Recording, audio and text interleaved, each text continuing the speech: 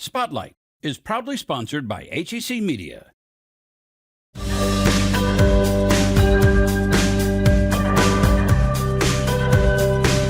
Today on Spotlight, an art program also teaching life skills, why these students get paid to learn to better themselves. Plus, a psychology fellow takes a deep dive into seasonal affective disorder that hit some people the last week of summer. And then a couple from St. Louis writes over 100 books. Find out their motivation to becoming children's authors. But first, he's an author, musician, screenwriter, and TV producer. Find out why he uses a very familiar pen name. It's Sunday and you're watching the multiple Emmy Award-winning Spotlight. Carving out a unique niche in the literary landscape, Lemony Snicket has captivated audiences with tales of calamity that blend dark humor, incisive observation, and a narrative voice that is as distinctive as it is compelling. And lurking behind the pen name is the imaginative force of Daniel Handler. In some ways, I never thought of it as a pen name. Mostly what I thought was, wouldn't it be fun to just publish them under the name of the narrator and to keep the mystery and atmosphere of the stories intact? Stepping out from behind the guise of Lemony Snicket, Handler's newest book, And Then, What Else? Narrates his own life growing up in San Francisco in, of course, an unexpected way. Every so often, someone would say to me, do you want to write a memoir? And I would picture a book where it's chapter 1, I am born, chapter 187, what I had for lunch yesterday, and there's like a stripe of photographs in the middle of the book that everyone skips to, and that was not a kind of book that was interesting to me. I came into it writing about just literature that was important to me, and I realized that in order to talk about how I loved it, I had to talk about what was going on with me when I was reading it. And so I think for me it was a little sneaky way that if someone said, do you want to put your big secret on paper, I would have said no. But if they said, do you want to talk about a Russian-American novelist, but Ben, you're going to have to explain what happened to you, I said, okay, I can do that. You and I are about the same age. We were born in the same year, 1970. And so I say that because I didn't read as a child your books, the Lemony Snicket books. I also did not read my books as a child. Did the Lemony Snicket books in the series, did that pull from your childhood? Were you thinking about it forever, or did you just kind of create that when you became an adult? To a certain extent it did. I was raised as a Jew, and my family, my extended family fled Germany in 1939, and those are the stories that I grew up hearing as a child about the people who made it, the people who didn't make it, and kind of just the random luck of how you get out alive in such a situation like that, and that there was really no clear rhyme or reason as to why some people were sitting at that table with me talking and laughing and why some people were long gone. And I think that ethic of moving through the world when trouble can happen to you at any time was something that I absorbed. These set of stories that you came up with, that you created out of your own mind and experiences and imagination, did you see it going on as long as it actually has gone on? No, I assumed it would be kind of dismal failures. I mean, you don't kind of pitch an idea of terrible things happening to orphans over and over again and think, oh, this is surely going to be my life's work. The very first event I did for when the first book came out, I was in Lansing, Michigan, and I was in a huge chain bookstore. They'd set up enough chairs for everyone in Lansing, Michigan to come hear me. And 2 people showed up. They were adults. I was confused by that, but I went with it. And then they came up and they said, we are from the rival chain bookstore, and we hate your books. We find them really disturbing, and we just had to see kind of what lunatic was responsible. Wow. I thought, this is how I thought this would go. As a man of many talents, Handler has also penned several other books, written a stage play, and worked in film and television. And his artistic repertoire even extends to playing the accordion. A lot of the music that I've done has been in the company of Stephen Merritt, who's a fantastic songwriter. He leads a band called the Magnetic Fields. But just to get to play a little bit of instruments and get in on that was really a pleasure.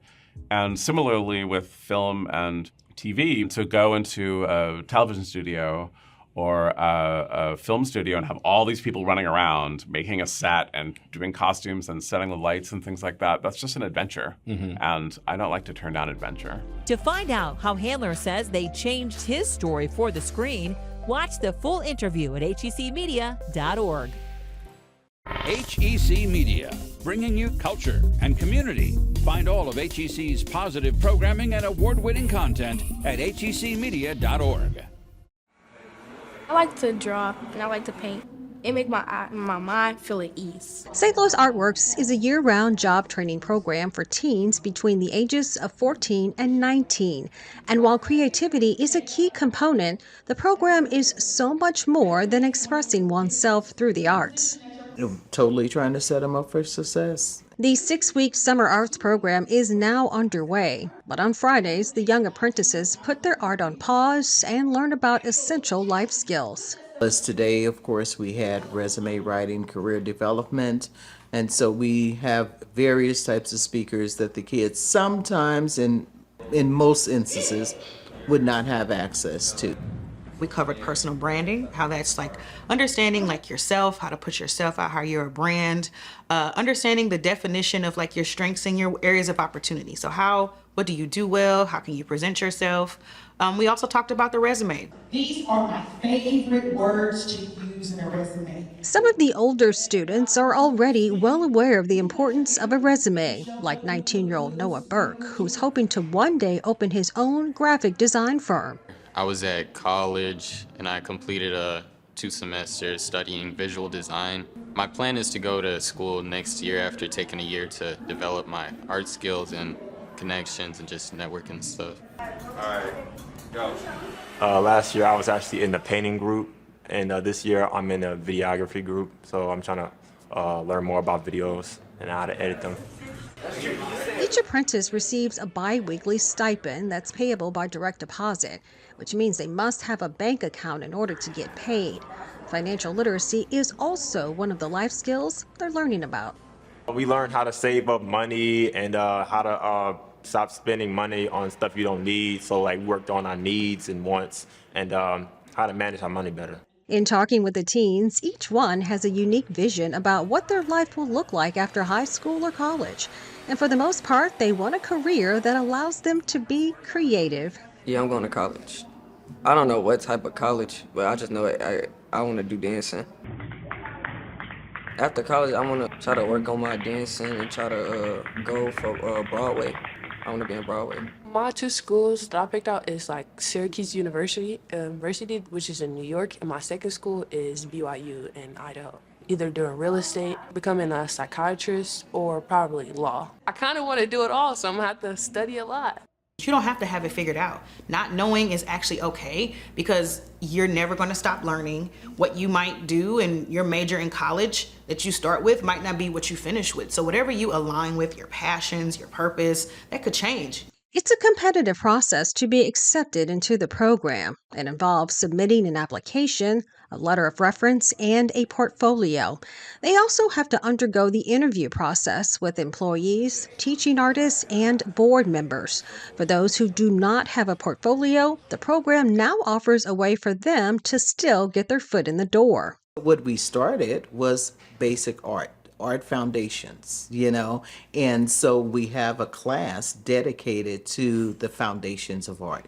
And so we teach them, the art basics 101, and then they're able to sort of graduate into other classes, into other areas. As with many nonprofits, St. Louis Artworks is working their way back to full capacity. The program saw a drop-off in attendance during and after the pandemic, but they've got 81 students enrolled this summer, which is something they haven't seen in years.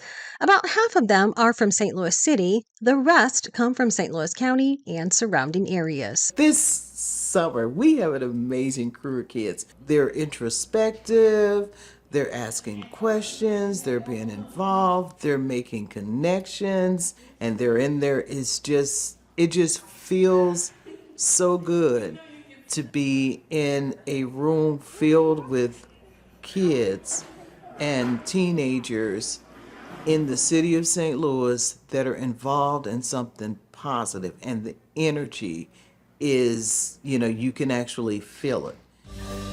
Later on Spotlight, Blip Blap from the Boom Room YouTube page features videos for St. Louis musicians. This is the feeling of summer, what summer should feel like. Not this. No, not this. But this is what it's like for some people. extra affected by the change in season. Summertime blues.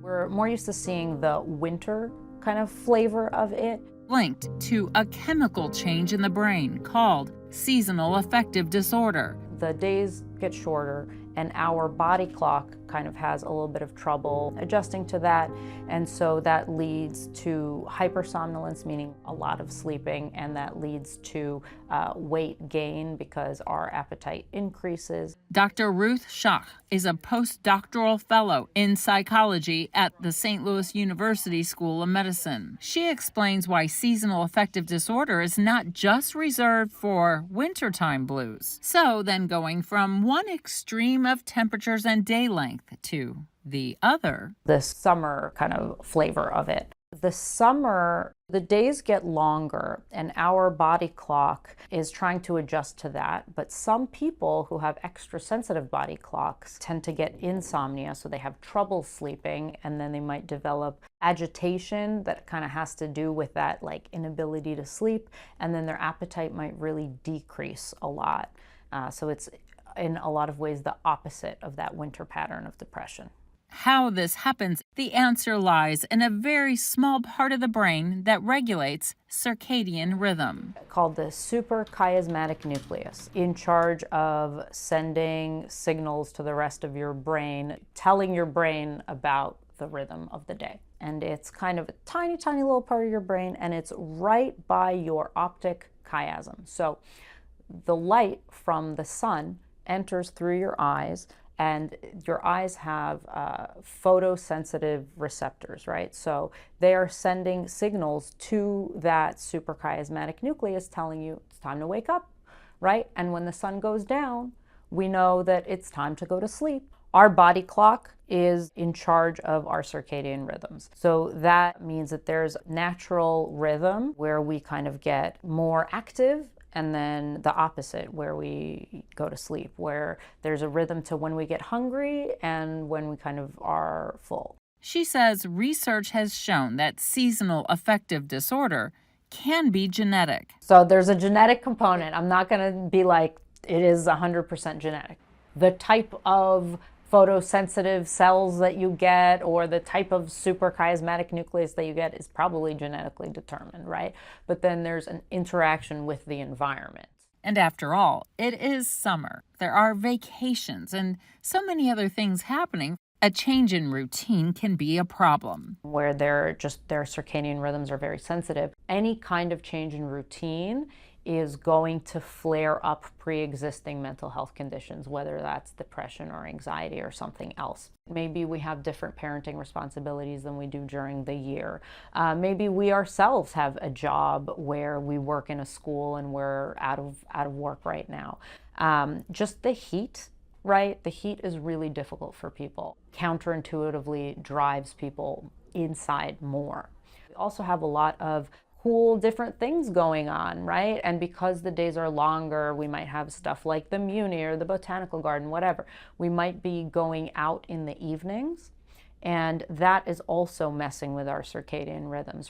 And she says the end of the summer can be one of the worst times. Kind of have hopes and dreams and pie in the sky, kind of like, oh, don't meet our goals in such a way that we expected.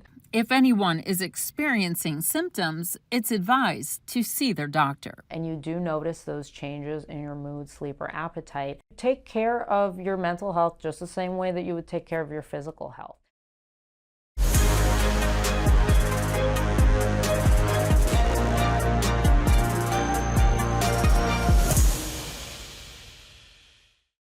History Spotlight, brought to you by HEC Media and the Missouri Historical Society. Hello, I'm Dr. Jody Sowell, president of the Missouri Historical Society in St. Louis, and this is History Spotlight. In the 1980s, African American history and characters were widely unrepresented in books for students. Determined to address this gap, a couple from St. Louis embarked on a mission, writing over 100 books in a span of 3 decades. Early Childhood and Family Programs Coordinator Julie Davis takes us through their journey to becoming trailblazing children's authors, reshaping the landscape of inclusive literature. Everyone has a favorite author, whether you read nonfiction or novels. But do you have a favorite children's book author? I've got someone that you should add to your list, Patricia McKissack. Patricia McKissack was born on August 9, 1944 in Smyrna, Tennessee. As a child, she lived in St. Louis and Kirkwood, Missouri, as well as a few Tennessee cities, including Nashville.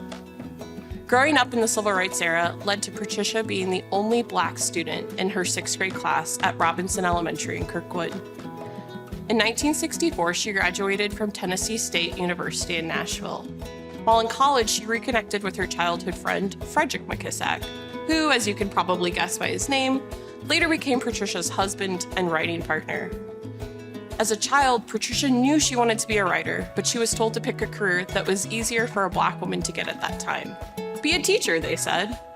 So Patricia earned her master's degree in children's education from Webster University. As a teacher, Patricia was disheartened by the lack of African American history and Black characters in books for her students. So in the early 80s, Patricia and Frederick decided to pivot their careers, and they jumped in with both feet. The McKissacks set out to write children's books, both fiction and nonfiction, that centered Black stories. Patricia once said, "When children don't see themselves in books, they aren't motivated to read. If children don't read often, they usually don't read well, and soon that translates into failure. I don't want that to happen, so I try to create characters children enjoy reading about." Patricia and Frederick wrote books about historic Black leaders in politics, business, art, and science. Many of these folks, such as Ida B. Wells and Louis Armstrong, now have many children's biographies about them. But Patricia and Frederick were some of the first authors to do it, to write books about Black historical figures for kids. Patricia's fiction books range from Southern Black folktales that she grew up hearing from her relatives to stories based on her own childhood. Goin' Someplace Special is based on Patricia's childhood love for the Nashville Public Library, which is one of the only desegregated public places in downtown Nashville. The couple researched and wrote over 100 books for children from the 1980s to 2013, when Frederick passed away. Patricia's books have won many awards and honors, including a Caldecott Honor, a Newbery Honor, and a combined 9 Coretta Scott King awards and honors that she shares with her late husband. As an author, Patricia was known to perfectly incorporate humor, simplicity, adventure, pride, and attention to detail and facts. Before her passing in 2017, Patricia was still writing. Patricia spent her whole life advocating for and widening children's literacy. To honor her, please check out one of her books from your local library and share it with a child. Next on History Spotlight, how a famous boat found its untimely demise in St. Louis. To learn more about the Missouri Historical Society, visit mohistory.org. You can find the stories featured in today's show along with past episodes and more at hecmedia.org/spotlight. Hello all, how you doing tonight? I'm Brian McClelland. We're here to celebrate live from the Boom Room series finale this year. We just did 100 episodes. What began as an experiment by filmmaker and musician Brian McClelland turned into 5 seasons of Live from the Boom Room, a music video series featuring more than 100 different local artists. To celebrate this body of work, a variety of performers included in the series came out to play at Off-Broadway. Post-COVID, the music scene was kind of dead for a little while. People weren't going to shows. I wanted to do something that actually showcased the scene, which I was part of. How can I make this a service for artists where they didn't pay for anything? It's a free video for them that I can condense into a small amount of time. Each artist only had about an hour in the Boom Room, a section of McClelland and his wife Mona's basement. While she provided marketing support behind the scenes and made sure the pets stayed quiet, Brian was a one-man film crew. They're setting up, I'm miking them up, I'm getting an audio mix, and then I'm shooting 2 cameras, at least 3 to 4 takes, so I have a bunch of angles, so it looks like we have a bunch of cameramen going. And that's a lot to do in like an hour. No stranger to high-pressure situations, the former 911 dispatcher still works for the St. Louis County Police Department as a digital media specialist, and also runs a successful production company called Blip Blap Video. This meant he had to do all of his Boom Room filming on the weekends, sometimes cycling through 9 to 10 bands a day. Brian has a way of making everybody feel really comfortable and excited about the process because it is kind of fast, but at the same time, he's really thorough and he's extremely talented at what he does. And love is not selfish. The cinematography is beautiful, the sound is excellent, so everybody knows that they're walking away with a product that they can be proud of. Fill you up with new love and splendor. I think Brian really provided like an amazing resource for musicians. Having good audio on your video is very important, and he gave that to over 100 people.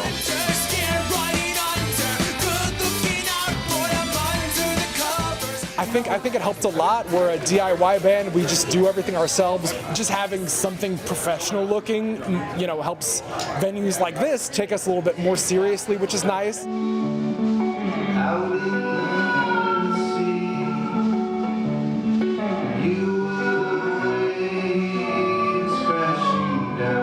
My only rule, I was trying to do bands that they have to be actively performing. We had people that were like veterans of the scene that have been here 30 years longer than I have, and then we had people that were like, they started their band last year. I was in my third season of this, so this is 75 episodes in. And one of my friends that were in the first season said, haven't you run out of bands in St. Louis? I feel like the barrel's run dry. And it's like, dude, I just put a post out asking for submissions, and I got like 100 people on a list right now. Depths I would go to avoid my pain, like it's effortless though. I destroyed my name without trying, living on the outside looking in. I knew there were a lot of musicians around, but I didn't know that there were so many acts that were like camera ready and reputable and touring.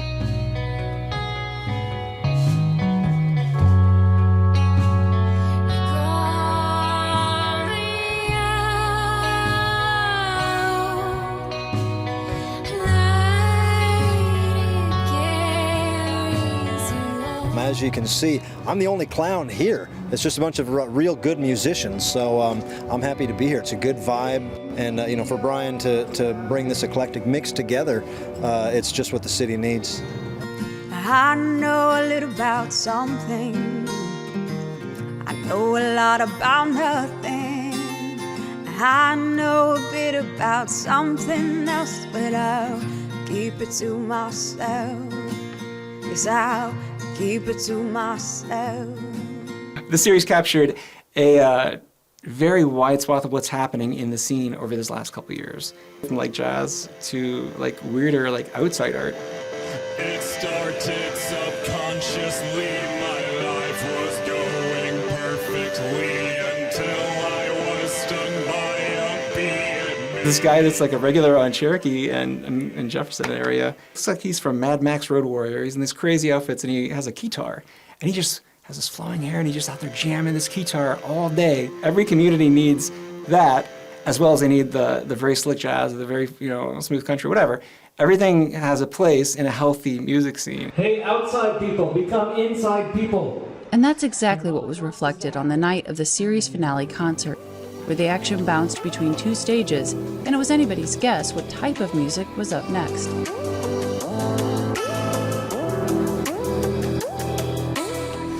It's just a great way for the artists to kind of mingle and get to know each other. And these from different genres. It's a way to bring these people together.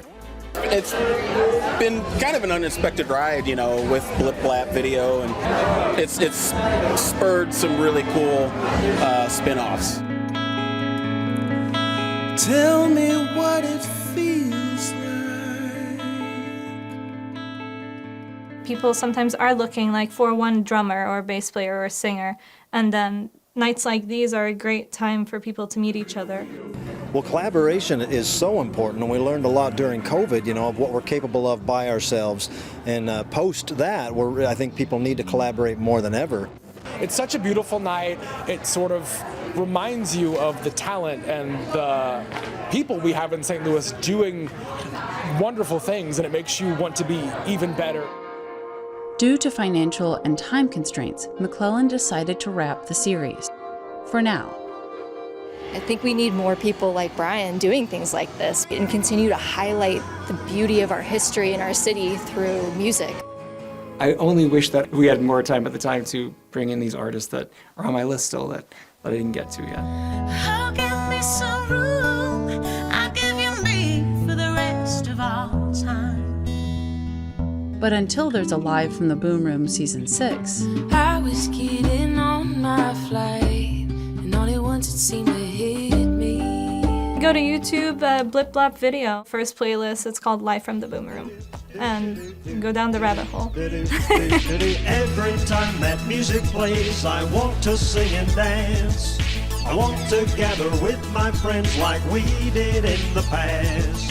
The distance of these troubled times will be a memory. The universe is endless, but it starts with you and me.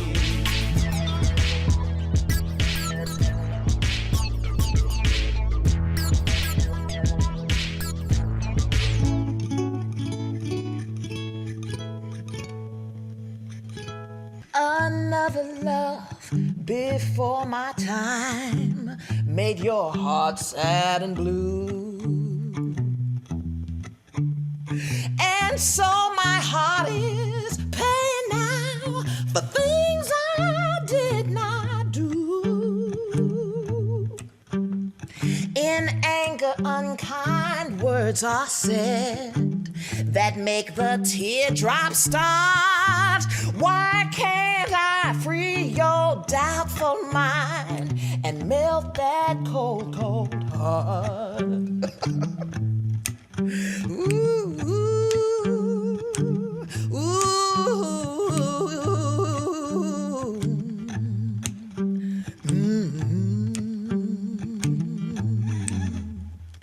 Oh, there was a time when I believed you belonged to me.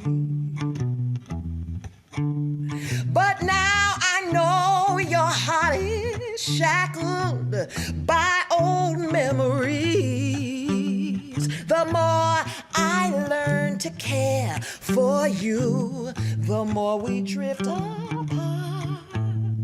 Why can't I free your doubtful mind and melt that cold, cold heart?